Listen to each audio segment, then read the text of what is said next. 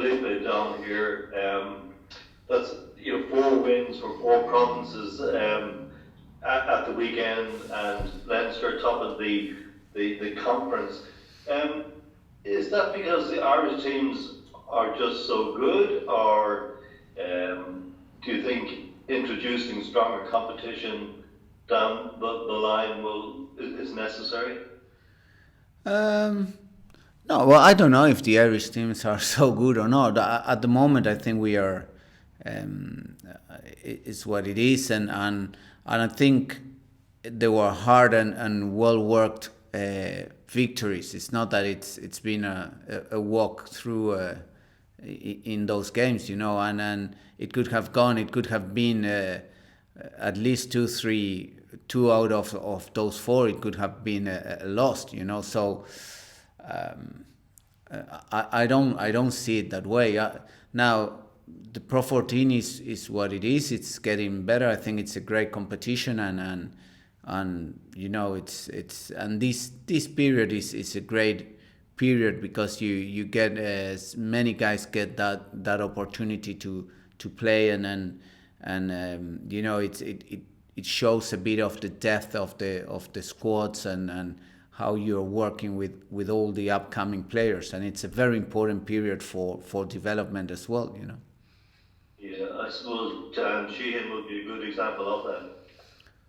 Yeah, well, there are loads. We've got a load of young lads, and because of also some injury players we had, but a lot of international players in camp, some injuries, so we had to acquire our extended squad, and it's loads of young lads, and it's promising because you see them in training and they have the chance to train to get themselves, challenge themselves, and then in game day. So I don't know. I think it's a great period and a great tournament. Indeed. And final question, Felipe, in terms of the two brothers playing, how much are you obliged to play them in the backs? How much, sorry?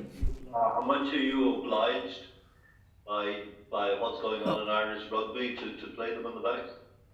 No, we are not obliged. We are always looking to put the best Leinster squad team that we are available for in terms of and to put the best Leinster team, it means putting the guys in form, the guys that are physically apted to play, and so we are not obliged to put on players, just for the sake of putting them. It's combinations we want to see, and I think we've tried it we've played it before, like Ross with Johnny, and so it's not the first time that Ross plays 12, and it's part of seeing what combinations for the future as well in terms of two playmakers playing there.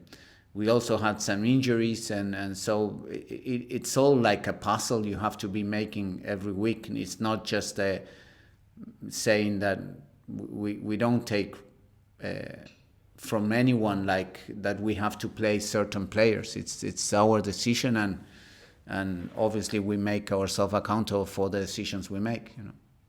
Sure. Thank you, Felipe. No, not at all. Hi, Felipe. How are you? Hi, Michael. Johnny Sexton was just talking to media there at the Irish press conference. He says he's close to wrapping up a contract negotiations with Leinster, but he also talked about a bit about life after rugby, and he said that he wouldn't be interested in coaching or punditry. Are you surprised by that, and what do you think Irish rugby would lose if someone like Sexton, whenever he does retire, just walked away? Well, look, those are very personal decisions, and I think that I've been through that period of when you are looking what to do after rugby and so on, and there's always back and forth coming with opinions and things in your head, and I think, look, Johnny is a rugby brain, and hopefully he stays in the game at a certain level, and it doesn't mean it has to be as a coach. It doesn't mean it has to be as a pundit. He can even be like bringing his kid and helping in his club, or wherever. I think he'll always find a way to contribute and give back all what he's been given as well. And I'm sure that he'll stay around at a certain level, and maybe if not as just as a spectator, but it's part of his life, and a long chunk of his life has been rugby. It's very hard to walk away just from one day to another from rugby, but it's personal decisions, and hopefully he stays around. He's a rugby brain, so yeah. He was joking that Leinster will hopefully give him another year's contract because there's a lot of good number 10s coming through. What can Johnny offer if he just didn't start every game? Could you see him as a mentor, like even more so than now, for the next year, where there's a lot of guys there that could use someone like him, going the extra mile, or more so than he does it, that I presume he does it at the moment in coaching the young lads. Is there a different role for him next year? He's a competitor and he wants to always to play, so I don't know. It's more his way. He needs to find his way and how he will contribute into a squad, into a team. At the moment, he's the captain. He's the Leinster captain, so he has a lot to in his to do for the club and so on. So definitely his contribution is more than welcome, and always he's as I've told you, it's one. If you ask anyone from in the outside and you speak about Leinster nowadays, they'll probably say Johnny Sexton. So it's the way it is, So yeah, hopefully he keeps on helping some other players and so on, and he keeps in the game as much as he wants, but it's very competitive, and that's the nature of this club, and that's part of the legacy he's building and driving here, in terms of he's a competitive guy. He wants to be in a competitive environment, and that's what we try to create here in Leinster. So it's welcome that he has competition, yeah.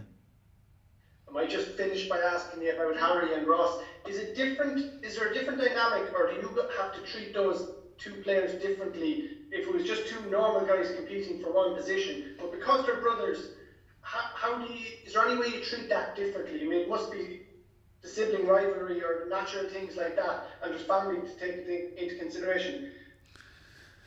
No, I think they are the same as, they are very respectful from each other, and I think they are competitors and very healthy competitors between themselves, and more so than competitors, I think they'll help each other. So they try to potentiate, and that's the way the nature, they compete, but at the same time they help each other, and that's the way we try to create the environment here.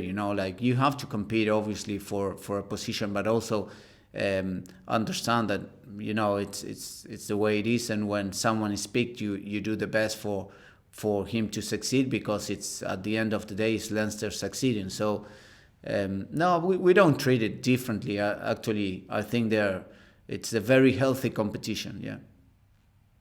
Thanks, Felipe. Hi, Felipe. Just following on from Don's kind of point there about the Leinster, Ulster in Conference A, and then Munster appeared, all set to make the final.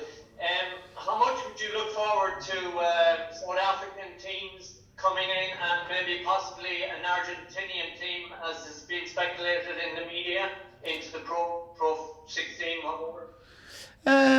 Yeah, definitely. Like, if you have the stronger the teams you have in the competition, the better, But it's not because the Irish teams are on top and so on. I think the beauty of the Pro 14 or one thing that I find very interesting as a coach, and I find it as a player, is that you have so many different styles of teams and games because of the different countries they come from and so on, that that keeps you ticking, and there's a lot of learning. So if you add some teams from the southern hemisphere like South Africa and maybe an Argentinian team, they'll definitely bring different style of rugby, and that's something that is good for the learning, not only as a coach and so on, but for the players as well. It's I think it can only be good if the logistics and if everything gets into place. It can only be good in terms of competition, definitely. But there's a lot of ifs, in the middle. So. Okay. And Glasgow Warriors at the RDS. I mean, it's important for Leinster to keep winning now at the moment. 5 points is not that much of a difference between yourselves and Ulster. Sorry, can you repeat the question? Glasgow Warriors coming to the RDS on Sunday. It's important for Leinster to keep winning. I mean, the gap is only 5 points between yourselves and Ulster. Yeah, and I think not only to keep winning, but to perform. I think we need to get better. If we want to get a good result against Glasgow, we need to be better from what we've done the previous weekend, and we know that, and that's what we're working for, and it's very important to keep on performing and improving our performance, because that's the best way to get a good result, and as you said, we are 5 points from Ulster, and we have to play them down there the following week, so we don't want to get ahead of that. We have Glasgow, whom always is a very, very tough team to play against, very physical, and it will be a great game. We had a long week, so it's good. It's good preparation for us. And just finally for me, Max O'Reilly at fullback, he's come in and doing a good job. Yeah, well, there's loads of young players that they have to make the step up in this period, and some of them that they haven't even played their first cap for Leinster, but they are training with us. So it's great to see them, and it's exciting because you can see the future. You can see how they are developing. But still, a long way, and it's good for Max, and he's now 3 games, and every game you play, you get a bit more experience, and you feel more comfortable, and that's the whole idea, But yeah, he's been having some good games, and hopefully he can keep on his developing.